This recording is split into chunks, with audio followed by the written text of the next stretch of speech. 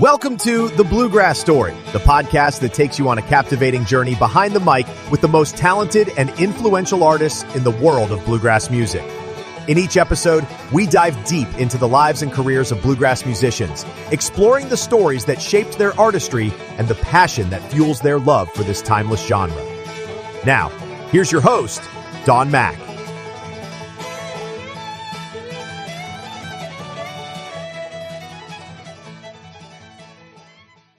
Hello and welcome to the Bluegrass Story. I'm your host, Don Mack.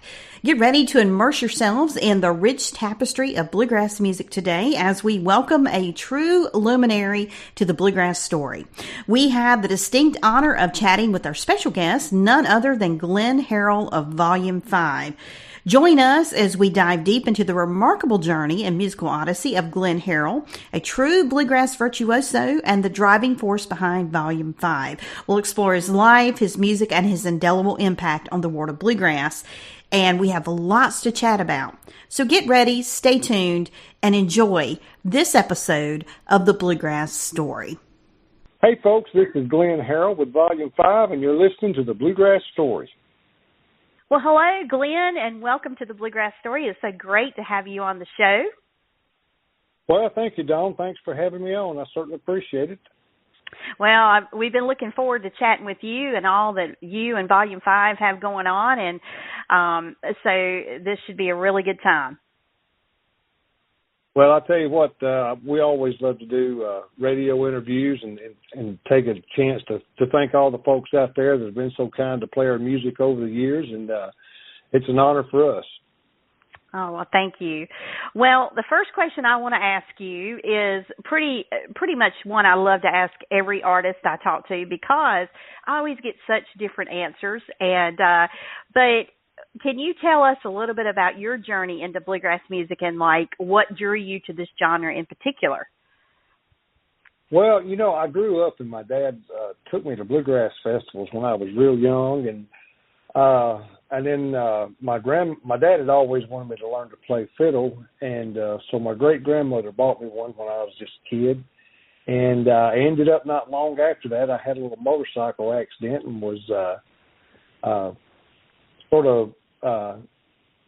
had to stay there at home and not be able to walk on my leg for several months. So I had no choice but to learn to play the fiddle. I had just started taking some lessons. And I went from that to playing a few contests, and then I ended up playing with a little local bluegrass band from Muscle Shoals, Alabama, close to where I was from.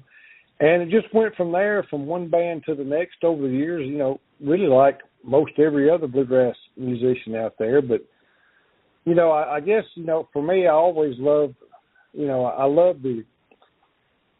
don't know how to say it. I've always loved the simplicity of bluegrass music, you know, as far as the instruments and stuff like that. And, you know, nobody really plugged in there for years. But it's like, you know, the way you sound is the way you sound. And I've always loved that. And, you know, I grew up listening to a lot of bluegrass music. And, you know, when the album band came along, I thought that was the greatest thing that had ever happened, you know. And so I was a big fan of that. But I actually grew up listening to a whole lot of old country and Southern rock. You know, I loved Southern rock, Bob Seger and Little River Band. And, you know, Journey was one of my favorite bands back then. But also I loved, you know, I love the old country. I'm a huge Merle Haggard fan. Me and my daughter both, as far as that goes. But I love the old country music and just grew up going to bluegrass festivals and the thing I guess that I really love about bluegrass music, it's like, you know, what other genre of music can you know, begin learning to play an instrument and go to a bluegrass festival, and you may not know how to play that well, but you can always go from this crowd and play the 2 or 3 songs you know, and go to the next jam session. You know, you can do it over and over, and the people are always, you know, so welcoming to you, and it's just, there's no other music like it. None. You are exactly correct. And I tell you, there is no other genre where the artist will mingle with the fans in the campgrounds, in the parks, and, you know, they play a set or two or three on stage that come off stage. And I mean, all of you guys are just so welcoming and embrace the fans, and the fans eat it up. They love it. And there's no other genre. I mean, you're not going to go to a big rock concert and go stand at a merch table and the band's going to be there, No. So I think that's what makes our genre so special, is to have that ability to connect in a way like no other. Yeah, and not only that, but for a musician or a singer up and coming that loves bluegrass, just like you said, when the show's over, you may have to stand in line for a little while, but you can go up and talk to your heroes and ask this question and that question, and there is no other genre of music like that. I could have never gotten backstage to see Merle Haggard or Journey or Bob Seger or any of these folks that I grew up listening to. I mean, there's just, if you knew somebody who knew somebody, you might stand a chance at getting to meet them one day. But other than that, no, you're right. Nothing like it. Yeah, that is so true. Now, your band, Volume 5, I mean, I feel like you guys have always had such a distinctive sound in bluegrass. And how would you describe the band's musical style, and what sets it apart from other bluegrass groups? Well, Dawn, when I put this band together, the one thing that I said from the very get-go is I don't want to sound like everybody else. I don't want to do the songs that everybody else does, and I want to do my own thing. And I've always said this. I told the guys, I said, you remember how we would go to IBMA, and I said, we'd walk up and everybody would be playing, the Lonesome River Band songs or the Bluegrass Album Band songs. I said, I want to be able to go and hear somebody doing our songs. But one of the biggest compliments to me that I see week after week is to be on stage in an area I've never been before, or a festival I've never worked before, and look out in the crowd, and while we're singing our songs, there's people singing along with it. I just think that's the coolest thing, And, it never gets old, does it? No, it does. It never does. And like I said, more than anything, I just wanted to sound different. I don't want to sound like everybody else. I love the album band, but I don't want to sound like the album band, or I don't want to sound like, the Lonesome River Band. As much as I love all these guys, that's just not me. I've always been, the kind, I want to do my own thing. And as far as a singer, I really don't think that I sound a lot like everybody else. That can be a good thing and a bad thing, but I think our sound musically and vocally, it's been pretty distinctive, and more than anything, I didn't want to be a band that sounded like everybody else and just be really forgettable. Well, you're not forgettable, and let me just add to what you're saying. When the first few notes of any one of the songs that you guys have ever released, it's Volume 5. It is distinctive. So, it's not like people can go, oh, well, they sound like so-and-so. No, it is not like that at all. It is, you guys have always been set apart, I think, because of your sound and just your sheer talent. My gosh, you guys gel so well together. Whether it's in the studio, on stage, or, on record or whatever, it's just so unique. And I love that about your band particularly. Well, I have always tried to surround myself with the best musicians that I can get. Not only that, but surround myself with people that had the same passion for playing good music, and that's it. These guys, they're in the band. Man, they'll make anybody sound good. These guys they're the best of the best. And but not only that, they have the same passion that I have for it. You know, and that's the key right there, is finding guys that you can get along with and, you can trust, that, and especially when you're recording new music, that their opinion is actually really valuable. And it's, you take, like, when we go to the studio, I'll have a list of songs, but we never practice before we get to the studio. We get there and we work each song up and we record it right then, Wow. So that way all the spontaneity is there, and everybody can feel the song. That's what I like to do. And I won't listen to a song very much. I'll listen to it and see if it's got something that I like, you know, to get on that list. And let me tell you, these guys will tell you, I am really, really picky about what I record.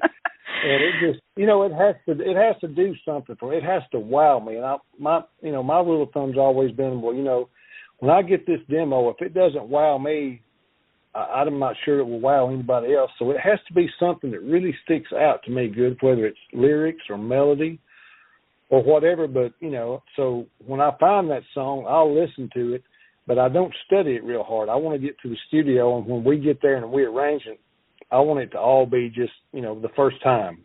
Mhm. Well, and honestly, Glenn, I mean, thank you for that little behind the scenes way that you guys do that, because it, you know, it comes across as very authentic. And the fact that you guys, you know, it's not like you rehearse it and they go, okay, we're going to cut this. I mean, that's just indicative of the sheer talent of the band as a whole, that you can just show up and we're going to cut it right here. And, you know, not all bands have that prowess about them. And so that's a very special thing that you guys share, to be able to do that. And, you know, and speaking of, I mean, Volume 5's albums, I mean, it seems like every single one has just received so much critical acclaim. And share some of the insights into the songwriting that you guys have as a collective, and the creative process. I know you spoke a little bit about that, but are there some other things that you guys do collectively when you're making a new record? Well, you know, for one, I've sort of got this thing, you know, I heard Merle Haggard say one time, you know, don't worry about the tempos or the key changes. Worry about recording good songs. And that's what I've always tried to do. And don't get me wrong, I wouldn't want all ballads on our record or all fast songs, but I just try to find really good songs. So when you come to see our show, it's not just, you know, a lot of flashy playing constantly. It's actually melodic music that you could, you know, you can put in a CD and go down the road and listen and hopefully, you know, be something that, you know, in 2 songs you're not tired of it and you roll on. Right. That's my goal. Now, you know, don't get me wrong, everybody's got their own taste. What I like, somebody else may hate, you know, as far as that goes. But right. I just, you know, more than anything, we just try to record the music that we love. And that's about as far as I know how to take that. Well, you know? the best way that I would describe your music, when I've listened to your album from start to finish, is like a tapestry. Every song kind of weaves into the next, and you can't stop with 1 or 2 songs. I mean, honestly, you get into the groove of the song, the album. It doesn't matter which one it is.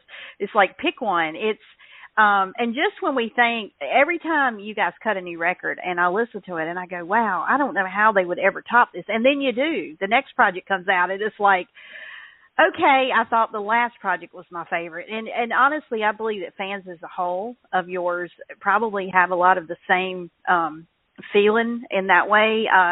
It's just amazing. And honestly, that's a real testament to not only how you guys work your records and how you produce music, but the thought that goes into producing a new album, you know, and it has to be there. It's kind of like, I like it a lot to radio because you can create a playlist to play for a show or whatever, and the songs just have to kind of go, there's an order, it's a science to it. And I think it's very much the same way when you're producing a record, you know? Yeah, I think so too. You know, I mean, we've always produced our people have asked me before, you know, or do you use a producer? And I said, well, no, I don't think there's anybody out there that knows what we want any better than we do. And like I said, these guys are all great musicians and we trust one another. You know, hey, if we say, hey, man, I don't know about that. I don't think that sounds very good, you know. We'll know that would be something, or I think you've got, you know, we would never say, I don't think that sounds very good, but we would say, you know, man, I think you got a better one than that, you know. And we, you know, we really push each other to bring out the best in everything that we do, you know, and most everything that we record, you know, we'll record it live. So, you know, if we go in there, we get a track, and if we don't like it, you know what, we start it all over and we cut it all live again, you know. Yeah. But like everybody else, I mean, sure, we'll go back. There'll be something you'll have to overdub here and there. But, well, you know, I guess more than anything, Don, we take it really, really serious to try to bring the best music that we can because, you only get one time to go through this life and do what you want to do and record the music you want to do. And once it's out there forever. And don't get me wrong, there's been a lot of things that I've recorded over the years that I hated. I wish I had done, sung over or played over, and I know every guy in the band feels the same way, and that's and probably every musician out there feels that way. But we just hope with each record, we don't try to beat the last record. We hope that we can just make one that's as people will like as well. Because you never know when you record a song how folks are going to like it. Some people may love the song and other people may hate it, and we just hope the people that love it outnumber the ones that hate it. Yeah. Well, and I have to ask, because you guys have put out so many great songs, and like I said, it's hard to pick just one, but do you have any favorite songs in your repertoire that you've, released through the years that just have particular meaningful stories or themes, or just favorite songs in general that you enjoy playing when you're out on the road? Yeah, probably one of my favorite songs, and I say this from every show with you, probably one of my favorite songs that I've ever recorded is one that was written by Jeff Parton. He played bass one time for us and then guitar, and he's always been a big part of it, of the music that we do. But he wrote a song called Lonely Wind, and it's about an old house, but I fell in love with the melody the first time I heard it. He sent it to me. It was quite a bit slower than that, but I don't know, I love singing that song, and I don't know, it's just you can tell it's got a lot of emotion as far as the way it was written. And then probably the other song, I guess we've been doing it for so many years now, it's probably been one of our bigger numbers that we've ever recorded, and that's Thorn Tree Shade. Mm-hmm. And everywhere we go, people want to hear Thorn Tree Shade, so there's not hardly ever a weekend that goes by that we can't, that we can get by without doing Thorn Tree Shade, because somebody will be yelling it out in the audience, Well, I can tell you one personally that really, I think it's what drew me to your band, and just like, oh my gosh, they are just not like your grandma's bluegrass, was Rich Man's Daughter. Oh, that that's a Toby Laney. That is a jamming song. Yeah. I was like, who knew that bluegrass could sound this way? And it's interesting at the top of the show when you mentioned some of your influences, your musical influences growing up, and who you like to listen to. And now that I know that, it's like, oh my gosh, I can kind of hear that in there. And but yeah, that's one of my personal all-time favorites of your band. That's a good one. It's a jamming song. That's all over. That was Toby wrote that and came up with the melody and everything. And I can remember we actually worked that up. We were at a show down in Auburn, Alabama, sitting around this old house, and he brought it to the band, and man, we started working it up, and we all knew instantly that was going to be something that was fun for us to play. It's a great song, and Toby Laney's a great songwriter. Not only musician, he's a great songwriter too, and that's one of his. Well, and I have been at festivals when you guys played that song, and just the first couple of notes, the crowd just goes crazy. It's like, I'm like, well, here are the rock stars of bluegrass. Like, it's just, you get that kind of electricity out of a crowd when a band can hit the first few notes of a song and the crowd immediately knows what it is and they just light up. And there's nothing like that in the world, to be in the audience and just see that happen, So that's pretty cool, indeed. So, and I think that's going to always be a fan favorite too, just no matter where you go.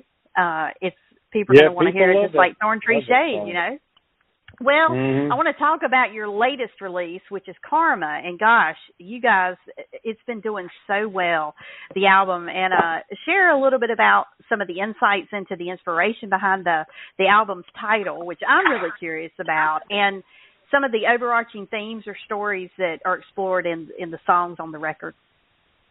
Oh, gosh. Well, the title cut, When Karma Comes Calling, was written by Terry Hurd and Ronnie Bowman. And Terry had called me and told me, he said, me and Ronnie have just got this tune that we want to send to you. He said, it sounds like a Volume 5 tune. And it did. And I think Terry said this, I always get this wrong. And I can't remember if I think he told me his sister's name is Carmen.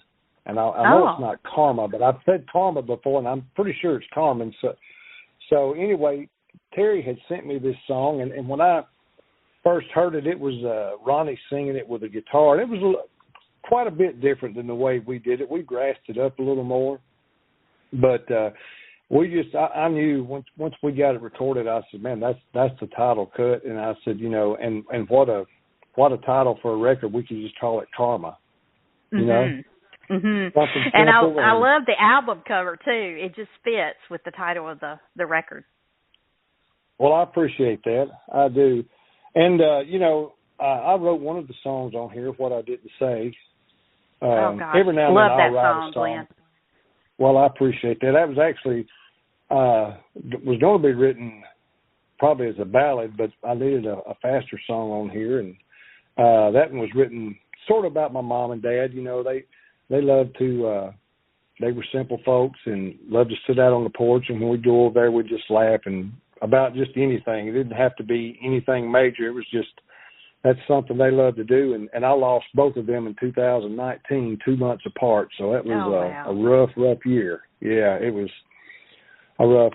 And this record here, this is something, we've never had guests appear on our records before. But on this one, I had Russell Moore appear on the song My Love Will Never Fade. Mm-hmm. And then Sean Lane, he sang on Walk Beside Me. Mm-hmm. And Josh Schilling, we had him come in and sing the tenor part on Losing My Religion. So that's something we had never done before. Well, it's paid off because I tell you, the record is just people have just, it's another one of those that's just critical acclaim. I mean, everybody's loving it. Every single you put out from it is just done very well. Walk Beside Me, absolutely love that song, which, by the way, I know that's your current release. And talk a little bit about the story behind that song and what you hope that fans can take away from its message, because it's a great song. It is a great song. And, I had never heard this song, to be honest with you, until we got to the studio. And usually when we're recording, we'll get down and we'll have, I may go to the studio with 25 songs. And out of those 25, we'll pick 10, and out of those 10, we'll probably record 8. So then we'll get down to needing probably 2 or 3 more songs, and then we'll be searching. Everybody's sitting there. When you get to that point in the studio where you've got everything done, you're thinking, okay, we still got to have 2 or 3 more songs, and we just haven't found what we're looking for. Mm-hmm. Or we have, but they may not all be able to work on this particular record because we don't want one song to sound like the next, So I always try to make sure when we record, put songs on the record. I've always thought, I want people to come up.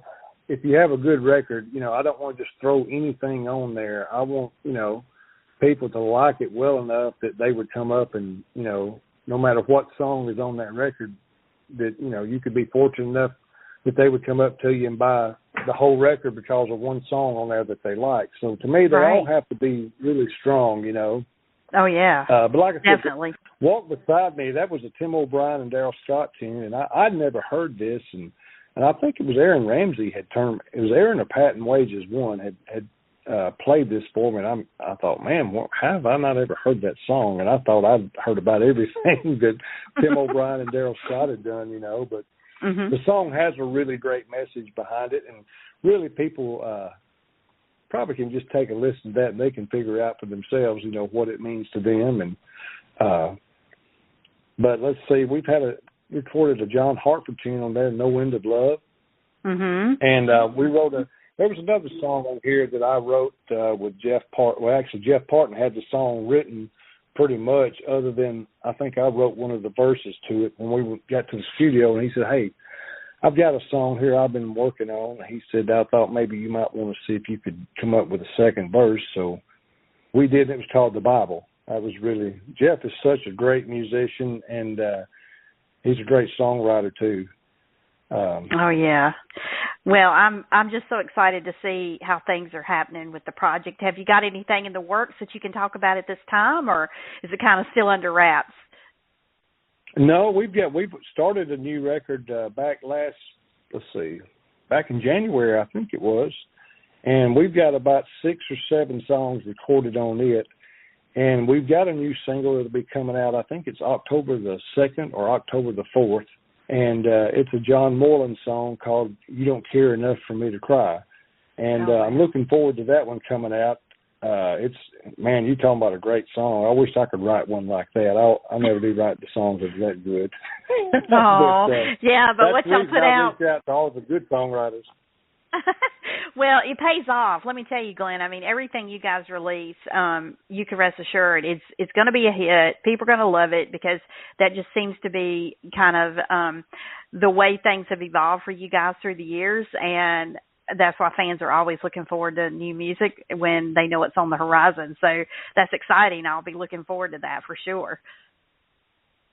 Well, like I said, we do try really hard, and we love what we do. We love playing shows. We love recording, and we're really serious about the music that we play and the music that we put out. And I hope the folks, maybe through this interview, they'll see, that we do take a lot of time to try to make sure that we can find and record the very best music we can get our hands on, So I always reach out to the best songwriters that I know, and that's where you'll find those good songs, Oh, absolutely. So.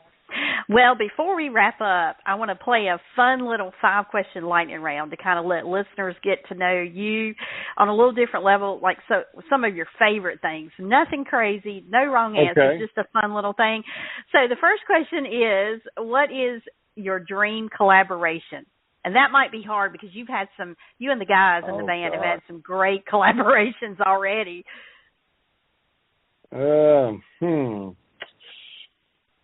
Dang it, that'd be hard to say. I would love to record a song with Daryl Scott. I will say that. I think Daryl Scott is one of the most awesome singers ever, and he's got that soulful, rock and roll sound that I grew up to. Like the Bob Seger. So probably Daryl Scott. That would be one of my favorites right there for sure. Well, and you're still putting songs together for this new project, so hey, you can make that happen, right? Maybe. I don't even know if Daryl Scott knows who I am. Oh, my gosh. Well, he may. All right, so what's your favorite food? My favorite food, that would have to be either fried catfish or a good grilled steak. Both good choices. All right, what's your favorite song or favorite movie? Either or both. My favorite movie of all time is Christmas Vacation. It never gets old. No, it doesn't, does it? I'm such a Christmas movie buff. Anyway, I'm a sucker at Christmas. It's like that's all I do, it seems like. Okay, what's your favorite holiday or your favorite season? It would be fall and Christmas. Me and my wife here at home, we can't wait every year for it to get fall because we drag out, or she does, she drags out all these Christmas decorations we've been accumulating for years, and we've got the whole house decorated in Christmas. And our Christmas tree, a lot of people put Christmas balls and all that kind of stuff, but she's way better at this than me. Well, matter of fact, I'm gonna give her all the credit for it. But we've been collecting little ornaments that either our kids have made or somewhere that we've been. So our whole Christmas tree each year, we get to pull an ornament up and say, hey, do you remember when we bought this? And so that's, me and my wife, we absolutely love Christmas time. Yeah, that's my favorite time of year. And, having a tree with ornaments like that, it never goes out of style. I mean, those memories last forever. And as your kids get older, it's nice to reminisce. And I think the holidays are the best time for that anyway. It's when everybody can come together. And, especially when your kids are grown and they're adults and they're off living their own lives, it seems like the time you spend with them gets less and less because they're all doing the adult thing. And so the holidays are really special. And when you can recall those, do you remember this, the year you made this? It's so special. It really is. All right. And last question. My job at Christmas, my job is to get the tree down, and then I turn it over to her and my girls because they can make that tree just sparkle. Well, you know what? That way you can just enjoy it. You get all the hard work out of the way. So, that's right. All right. So the last question is, do you prefer the beach or the mountains? Oh, mountains. Yeah, I'm not. I mean, I like the beach. Don't get me wrong, but I don't know. I just love the mountains. They never get old to me. The beach is fine, but I just, I'm not. I always tell my wife this. I said, I love going to the beach because I love to go find good seafood and things like that. I said, but now I'm not one for getting out there and and cooking like a turkey. If I can go and it's late in the afternoon or something when the sun's not just beating down. I'm fine with that, but I don't want to lay out there and burn.